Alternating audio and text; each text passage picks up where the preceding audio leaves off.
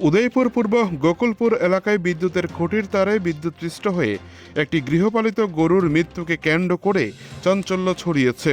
ঘটনাটি ঘটেছে সাধনা দয়াময় বৃদ্ধাশ্রম সংলগ্ন এলাকায়, যেখানে দীর্ঘদিন ধরে একটি বিপজ্জনক অবস্থায় ঝুলে থাকা বিদ্যুতের তার নিয়ে স্থানীয়দের মধ্যে আতঙ্ক বিরাজ করছিল।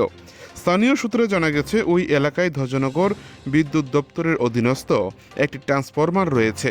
অভিযোগ, ট্রান্সফরমার সংলগ্ন বিদ্যুতের খুঁটি থেকে একটি তার দীর্ঘদিন ধরে নিচের দিকে ঝুলেছিল, যে কোনো সময় বড় ধরনের দুর্ঘটনার কারণ হতে পারত।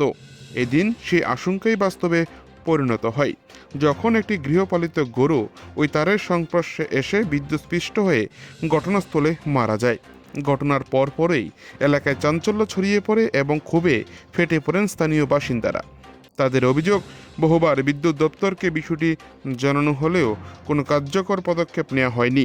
ফলে অবহেলার জেরেই এই দুর্ঘটনাটি ঘটেছে বলে দাবি করেন তারা। উদয়পুর থেকে নিজস্ব প্রতিনিধির রিপোর্ট, টিভি 100 বাংলা। ঘটনা হয়েছে সকালবেলা গরু আমি বাইন্দা গেছি কারেন্টের ট্রান্সমিটার থেকে আরও 20-25 মিটার দূরে।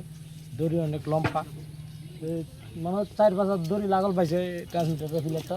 আইয়া প্যাস খেয়ে এটা এই এরপর আর্থিং আছে নিচে, ট্রান্সমিটারের নিচে, এটা শর্ট খেয়ে শর্ট সার্কিট দিয়ে এটা মারা গেছে। আচ্ছা, আপনারা কি দাবি এখন করতেছেন? আর কি করুম, এখন এটা মরে গেছে, এটা তো আর ফিরে পাবো না।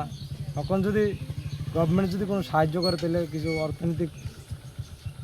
অর্থনৈতিক পাইলে কিছু সহযোগিতা পাবো, এতটুকুই আমার কথা, আর কোনো কথা নেই।